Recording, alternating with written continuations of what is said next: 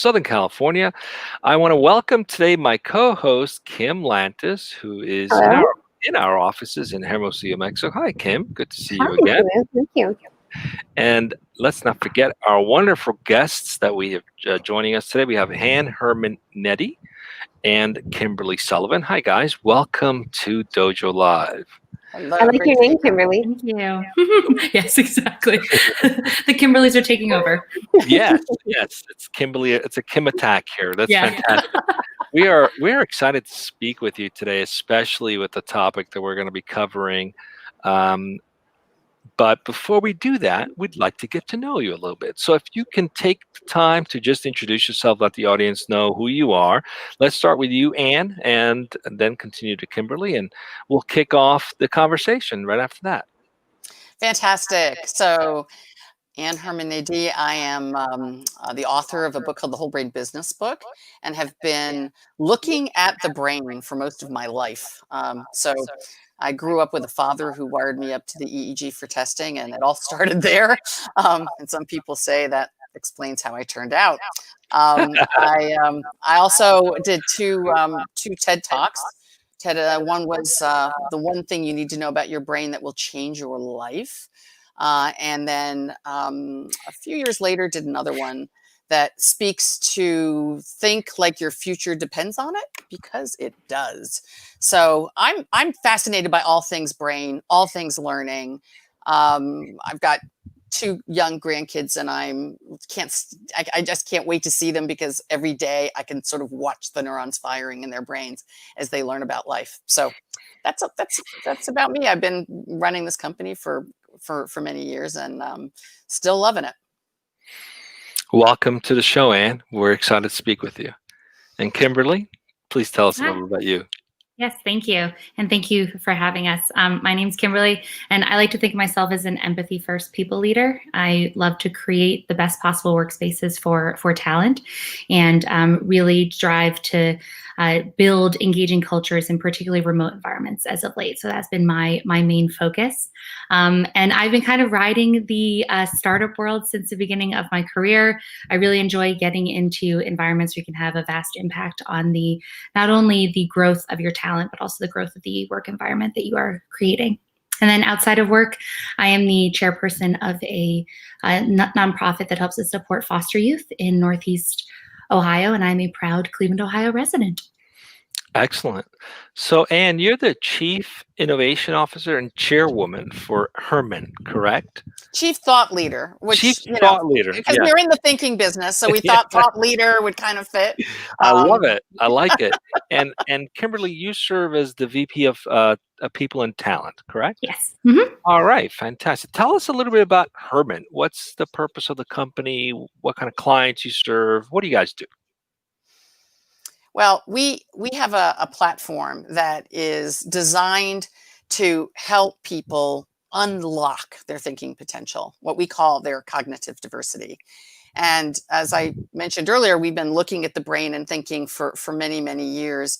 And what's really exciting for me is that we've now moved this to a technology platform that allows people to get access to insights around why it is that I might be thinking so completely different than my colleague, and maybe getting a little frustrated about that, or why it is that my most recent plan or communication just fell flat. So we, through the power of an understanding of our research and the model, help people get access to something that's often pretty complex, neuroscience, in a way that is very accessible, very easy to apply, and can make a difference in their lives every single day. That's amazing. I was introduced to neuroscience about 12 years ago by a gentleman by the name of Dr. Bob Irwin, who has since passed, and fell in love with it. It has shaped a lot of my thinking around cognitive and brain function. So I'm looking forward to our conversation today. Kim, what's the topic of conversation today? Let's just go right into it. Sure. Thank you, Tulio, and thank you for being here, Ann and Kimberly. Today's topic is idea to software as a service. Leading brand evolution as a female entrepreneur. So I'm assuming here, Ann, you're going to tell us about the genesis of Herrmann and discussing particularly the resilience and adaptability side. How to not lose the magic of your idea while evolving to in the ever-changing world around us, particularly the world of 2020, right? Mhm. So how about it? What's the history of Herrmann? You told us a little bit about what you do. What's the story of going from your idea to the actual software as a service? Well, it's interesting. So we're actually a third generation family business. So my father started the company. The work actually was initially developed at GE, for GE. And then I came in as the second generation leader, so daughter of, which was always kind of interesting because I had lived in France for about 15 years and was an entrepreneur there and had already experienced what it was kind of like to be a young technology-oriented female entrepreneur in a world that didn't quite know what to do with that. And so when I came back to work with my father and then take the role at the time of CEO, I knew we needed to move from what was really a business that ran workshops on how people think, but it was very much a hands-on, face-to-face seminar business. And so we moved a lot to a platform. We were able to get partners like IBM and others to help us make that happen. And it was constant pivoting through recessions, through challenges that were unforeseen, through technology that wasn't quite ready yet.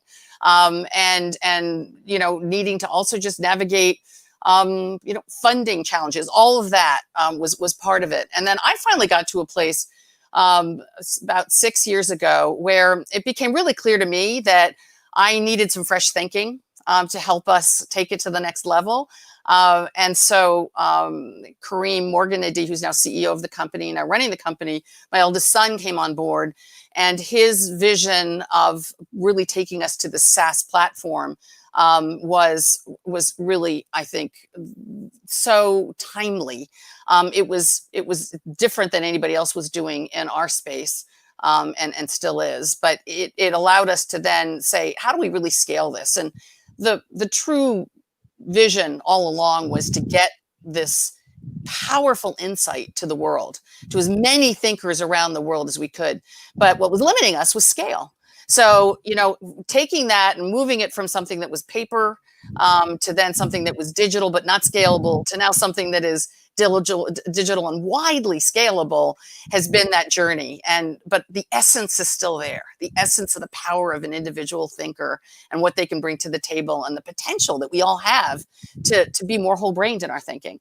And most people just kind of assume that what I got is what I got, right? And we make it very clear that there's so much more available to you, and we do it in a way that's very friendly and very accessible. So you just mentioned something, whole brain thinking. What is that? Well, part of what emerged from our initial research, I mentioned the EEG stuff a few minutes ago, was a model that is a powerful model that shows that we have 4 cognitive modes, and those are pretty easy to understand. You might think about that person and maybe it's you that's more analytical and just loves breaking things down and is always asking the question, what? That's one cognitive mode. We also have a very practical mode that loves details and structure and planning and getting things done.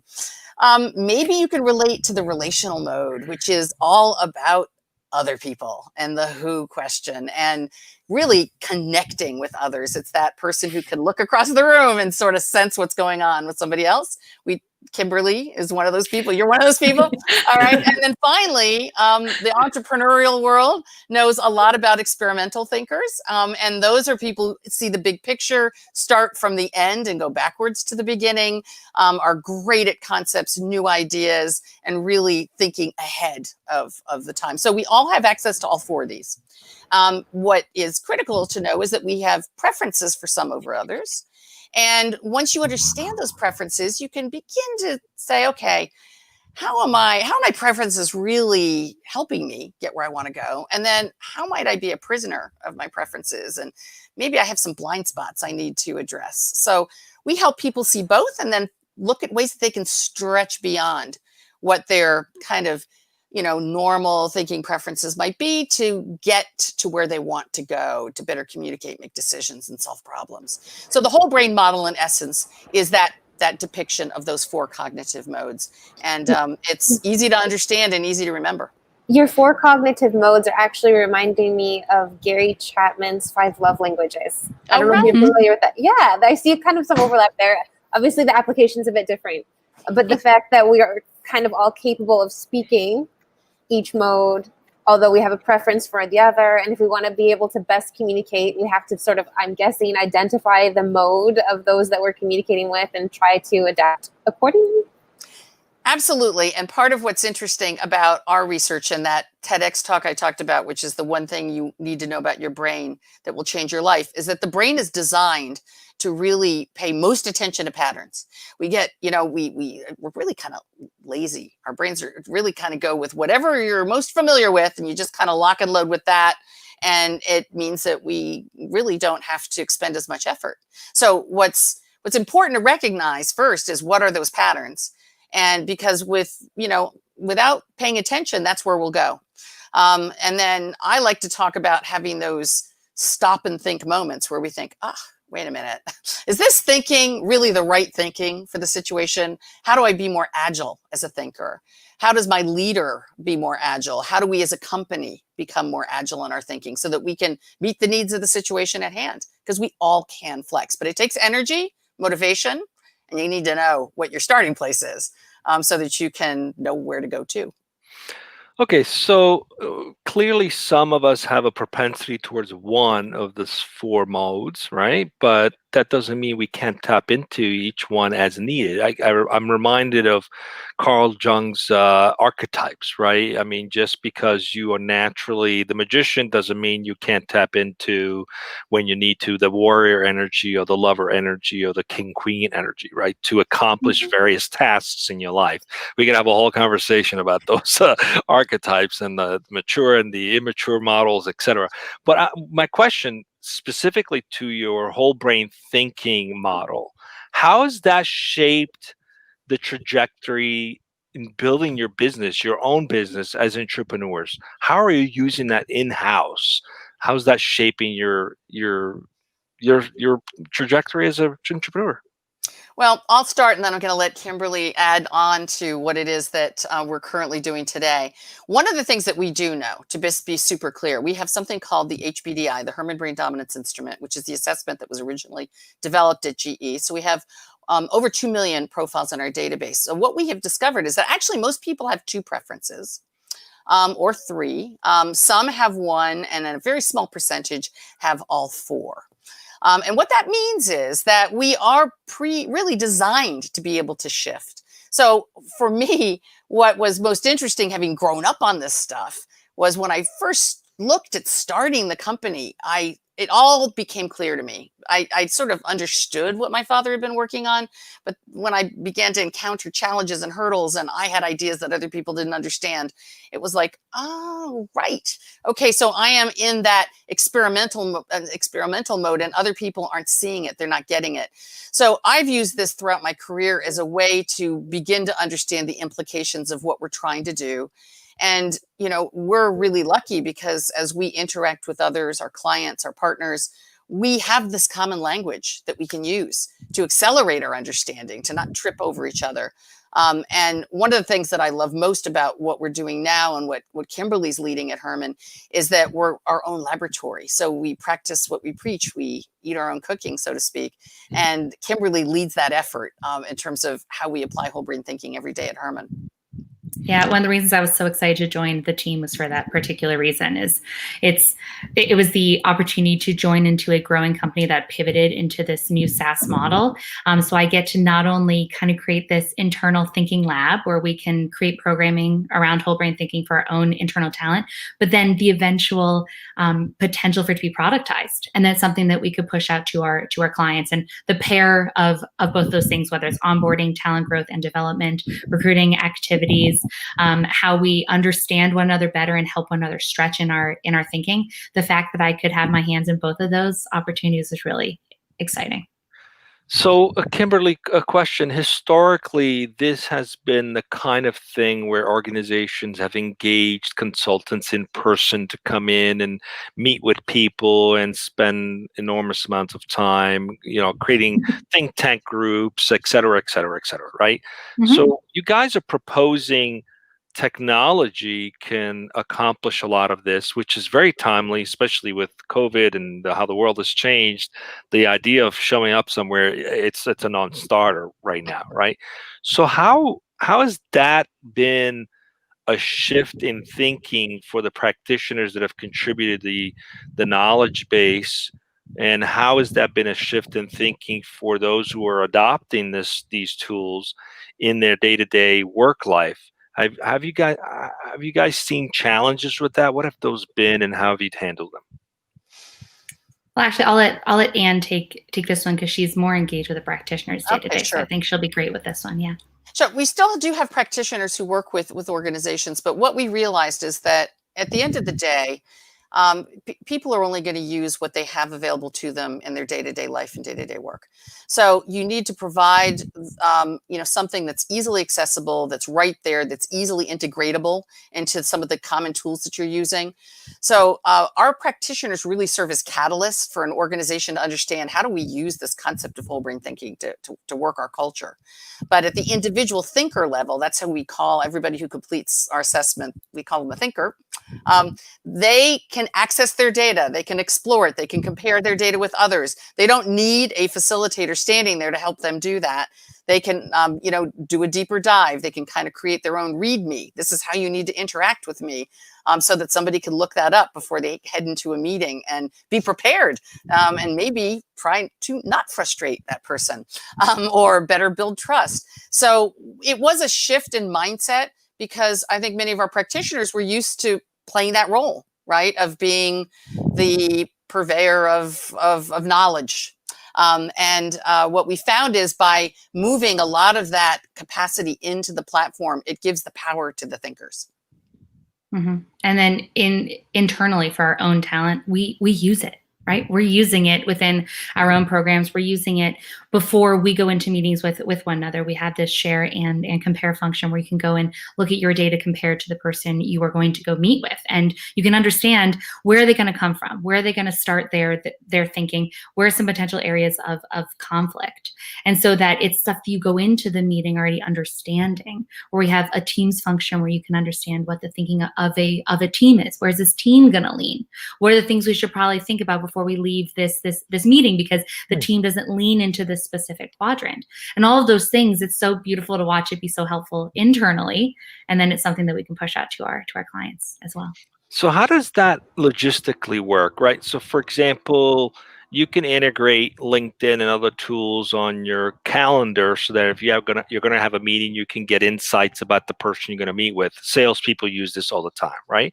But what you're suggesting is I can actually sort of get a snippet of who this person is and how they relate to other people, the world in general, which can help shape how I converse with them, or in some cases, if I have a conflict or I need to resolve a problem, how I resolve that with them. How does that actually come to play logistically with the technology and the platform?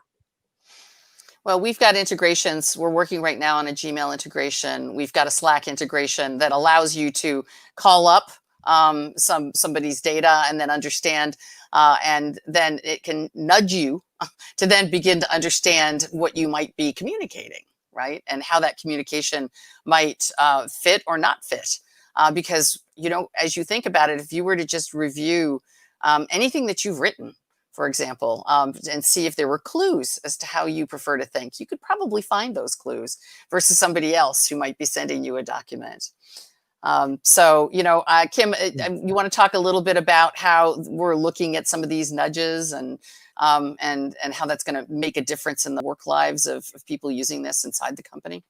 Yeah, and that's actually kind of the unique seat that I'm in, which I love, which is we gather feedback constantly from our talent about what are other areas where they could better utilize, like what are areas where they would want to have that information. And Kimberly, sorry for the interruption. Just Yeah. to shape it a little more, in the context of, for example, multinationals, right? Sometimes you can approach someone and they can get offended just by you being yourself, because there's a difference in how certain things are spoken about, right? So I'm curious to understand, in the context of multinational, environments like that, how this comes into play to facilitate not having a conflict from a basic conversation that just comes out of the differences of cultures.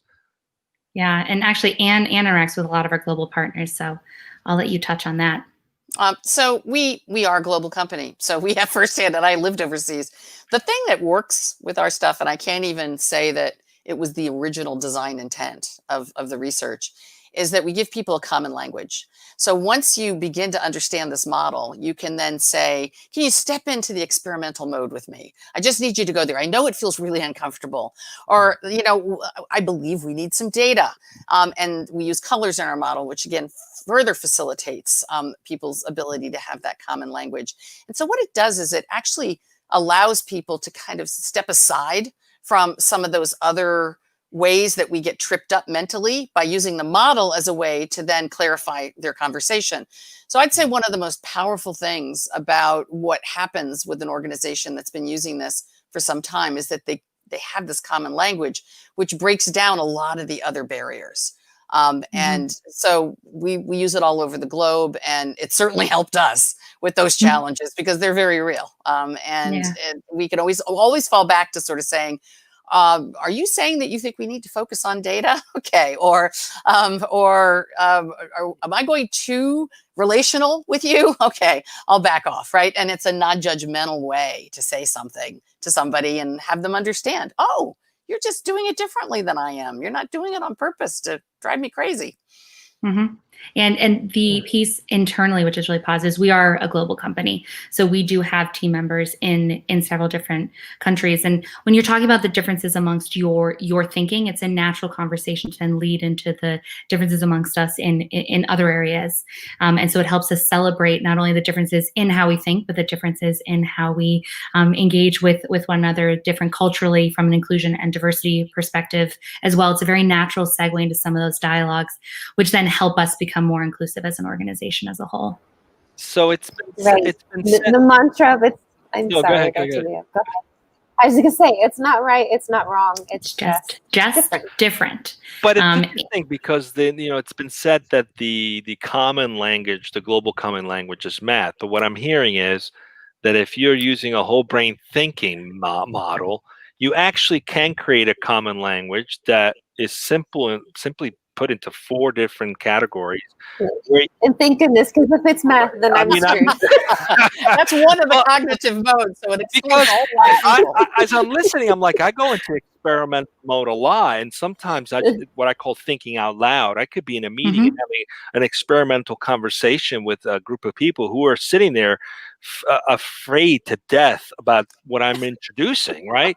All I'm doing is exploring concept out loud, right? So but there might be hey, come with me in this experimental mindset. It makes people relax, like, oh, so we're not doing this, actually, we're not changing this. It's just thinking out loud here. Yes. Am I getting this? Is that That is such a great example, because a green thinker in that room would start thinking about, how am I going to execute on all of these ideas? Because they can't, or you haven't welcomed them into that space by acknowledging through that common language. So they're sitting there going, oh my goodness, how am I going to do all of this? Yeah, that's totally me. I'm the problem identifier. It drives my husband crazy. He's a complete dreamer. And I'm like, yeah, but this and this and this and this. And he's like, right. And then what happens, I've been in that mode too. It's like, how the heck is that am I gonna implement that? And then what happens is you stop listening because you're so concerned about what you have to do that you're not even hearing the person. And you've got your own talk track going on there, right? Which is happening. And in a virtual, we've been remote for several years. So we weren't remote before everybody else did, to a certain degree. In virtual environments, I tell you, the possibility for miscommunication. I mean, it's you can miscommunicate when you're sitting right next to somebody as well. So that's not just because we're at a distance. But what's been really exciting for me is to see how organizations are using this to deal with the challenges of not seeing each other, of getting onboarded to a team where I don't know anybody, I've never met them. So by using this as part of the onboarding process, suddenly I've got a common language with a group of people. I know how they think. So it's a very safe way to get introduced to a group of people who you haven't met yet and may not meet for another 6 months. So it works really well from that perspective. As we come to the final minutes of our show today, my question for you is, what would you say to the naysayers, the people who say, oh my gosh, this sounds kind of, I don't know, time to drink the Kool-Aid, cultic, or everybody's a doctor now, everybody's a psychiatrist or a psychologist now. What would you say the first step to like getting to that acceptance is? Well, I would start by saying this is science-based. And so I think one of the reasons why it appeals to a lot of our corporate customers is that it came from a corporation where they were really working to solve workplace problems using science. So that is one piece of the puzzle. The other is it really is about the application. So this isn't just a kind of fun, let's go off and learn about each other kind of a deal. I think the greatest appeal is that you can apply it to solve real business problems, right? You can, cut the product development time by 10 months. You can increase your customer reach by a large percentage. So you can use this to facilitate mergers and acquisitions. So I think the real power of it for me is it goes beyond the individual piece, which is really important, but also to solving real problems that we face in business. And I think that's the biggest appeal that it has. And of course, Kimberly, what you lead us through, we're doing that every day as a leader at Herrmann. You're helping us do that every day in our own internal application. Yeah. I would say the thing that is so wonderful about it is that it's easy to digest right away.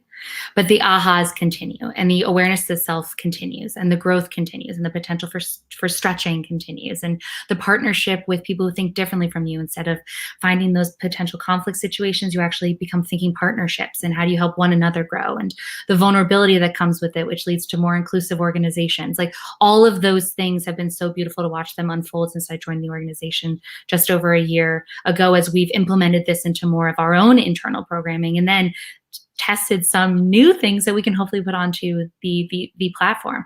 So it's just very exciting to watch the awareness of self continue to grow. And there aren't a lot of things like that. And that's what I think that's where it gets so sticky, is because the growth continues.